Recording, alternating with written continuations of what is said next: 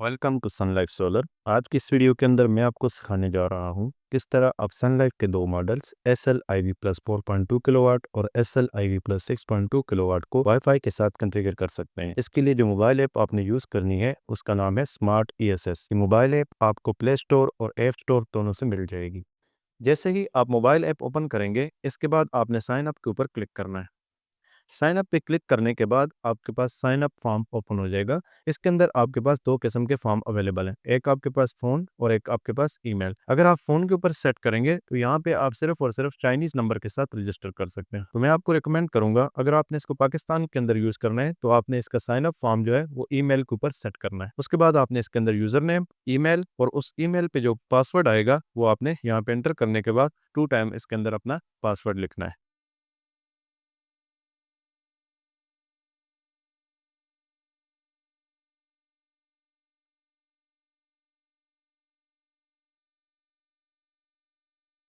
Email enter करने के बाद आपने सेंड के बटन को प्रेस करना है। सेंड के बटन के ऊपर प्रेस करने के बाद आपके ईमेल के ऊपर एक कोड आया होगा, आपने उसको यहाँ पे एंटर करना है। कोड एंटर करने के बाद आपने इसके अंदर पासवर्ड 2 टाइम एंटर करना है। पासवर्ड एंटर करने के बाद आपने इसके नीचे चेक बॉक्स को एक्टिव करना है। इसके बाद आपने साइन अप के ऊपर क्लिक कर देना है। जैसे ही आप साइन अप के ऊपर क्लिक करेंगे आपके पास एक विंडो शो होगी, रजिस्ट्रेशन सक्सेस। इसके बाद आपने साइन इन के ऊपर क्लिक करना है। जैसे ही आप साइन इन के ऊपर क्लिक करेंगे तो ये आपको डिवाइस के अंदर ले जाएगा। तो यहाँ से आपने आई नो के ऊपर क्लिक करना है। अब आप देख सकते हैं कि यहाँ पे हमारे पास कोई भी डिवाइस शो नहीं हो रही। इसके लिए आपने बिल्कुल टॉप राइट के ऊपर आपको प्लस का आइकन नजर आएगा, उस पर क्लिक करना है। क्लिक करने के बाद आपने अपने ब्लूटूथ को अलाउ करना है। इसके बाद आपने अपने मोबाइल की लोकेशन को भी अलाउ करना है। जैसे ही इसको आप अलाउ करेंगे तो यहाँ पे आपके पास ऐड डिवाइस का मेन्यू शो होगा। तो यहाँ से बिल्कुल राइट साइड पे आपको स्कैनर नज़र आएगा, इसके ऊपर आपने क्लिक करना है और इसके बाद आपने अपने कैमरा को अलाउ करना है। अलाउ करने के बाद आपने अपने इन्वर्टर के PN नंबर को स्कैन करना है, जो कि आपके इन्वर्टर के बिल्कुल नीचे होगा। अगर आपके पास इस तरह का नोटिफिकेशन आ रहा हो तो आपने आई नो के ऊपर क्लिक करना है। उसके बाद आपने स्कैन करना है। जैसे ही आप अपने इन्वर्टर के PN नंबर को स्कैन करेंगे उसके बाद आपके पास ऐड डिवाइस का मेन्यू शो होगा। इसके अंदर आपको आपका इन्वर्टर का PN नंबर शो होगा। इसके अलावा यहाँ पे डिज़ाइन पावर एंटर करनी। ये जो डिज़ाइन पावर है ये आपके टोटल जो आपने सोलर पैनल अपने सिस्टम के साथ अटैच किए हैं उसकी कैपेसिटी होगी। उसके बाद जो नेक्स्ट है, यहाँ पे आपके पास टाइम जोन है, यानी आप कौन से कंट्री में रह रहे हैं। तो यहाँ पे आपने इस्लामाबाद कराची जो स्टैंडर्ड टाइम है उसको सिलेक्ट करके कंफर्म कर देना। नेक्स्ट इसके नीचे आपको कंट्री का ऑप्शन मिलेगा, तो जिस कंट्री के अंदर आप रह रहे हैं आपने उस कंट्री को सेट करना है। नेक्स्ट जो आपको ऑप्शन दिखाई दे रही है वो है डेटा कलेक्टर एड्रेस। तो यहाँ से आप जिस जगह पे रह रहे हैं वहाँ का एड्रेस ऐड करना है। तो इसके लिए आपको जो आइकन नज़र आ रहा है उस पर क्लिक करेंगे तो आपके पास मैप ओपन हो जाए। मैप जैसे ही ओपन होगा तो बिल्कुल बॉटम पे आपको एक ब्लू कलर का डॉट नज़र आएगा, आप इस पर क्लिक करेंगे ताकि आपकी जो लोकेशन है वो एग्जैक्ट यहाँ से पिक करे। उसके बाद आपने कंफर्म के ऊपर क्लिक कर देना है। जैसे ही आप कंफर्म के ऊपर क्लिक करेंगे तो यहाँ पे आपकी लोकेशन आ जाएगी। उसके बाद आपने फिनिश के ऊपर क्लिक कर देना है। अब आप देख सकते हैं आपकी डिवाइस जो वो ऐड हो चुकी है। उसके बाद आपने आई गॉट इट के ऊपर क्लिक कर देना है। इस स्क्रीन के ऊपर आपने व्यू डिवाइसेस के ऊपर क्लिक करना है। अब आप देख सकते हैं कि आपको डिवाइस के ऑप्शन के अंदर कोई डिवाइस शो नहीं हो रही। अगर आपके पास भी इसी तरह का इंटरफेस आ रहा है, PN वाली जो आपके पास लाइन आ रही है उसके लेफ्ट साइड पे डिवाइस के ऊपर आपने डेटा लॉगर को सिलेक्ट कर देना है। जैसे ही आप डेटा लॉगर को सिलेक्ट करेंगे अब आप देख सकते हैं कि आपके पास डिवाइस शो हो रही है।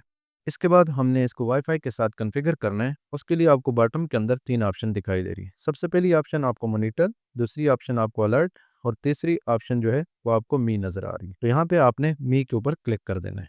जैसे ही आप मी के ऊपर क्लिक करेंगे अब आपके पास इस तरह का एक इंटरफेस शो होगा।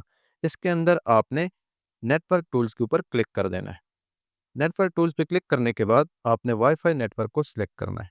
तो यहाँ से हम नेक्स्ट के ऊपर क्लिक करेंगे। अब आप देख सकते हैं कि आपके पास एक प्रॉम्प्ट शो हुआ है कि आपका जो मोबाइल का वाईफाई है वो इन्वर्टर के साथ कनेक्ट होना चाहिए। उसके लिए हम मोबाइल के वाईफाई के अंदर जाएंगे, वहां से हमने करना है जो कि हमारे इन्वर्टर का है। यहाँ पे मेरे पास जो QR कोड के साथ वाईफाई का नाम शो हो रहा है वो 1 to 1 के साथ एंड हो रहा है, तो मैं इसको सिलेक्ट करूंगा। सिलेक्ट करने के बाद आपने यहाँ पे पासवर्ड एंटर करना है। पासवर्ड है 1 से लेकर 8 तक। पासवर्ड एंटर करने के बाद आपने ज्वाइन के ऊपर क्लिक कर देना है। जैसे ही आप ज्वाइन के ऊपर क्लिक करेंगे अब आप देख सकते हैं आपका मोबाइल जो है वो इन्वर्टर के वाईफाई के साथ कनेक्ट हो चुका है। अब आपने दोबारा अपने स्मार्ट ESS ऐप के अंदर चले जाना है। इसके बाद आपने यहाँ पे कंफर्म कर देना है। कंफर्म करने के बाद आपने नेक्स्ट के ऊपर क्लिक कर देना है। अब आप देख सकते हैं कि यहाँ पे हमारे पास एक न्यू इंटरफेस शो हुआ है और उसके अंदर हमारा इन्वर्टर का जो वाईफाई है वो ऑलरेडी कनेक्टेड है।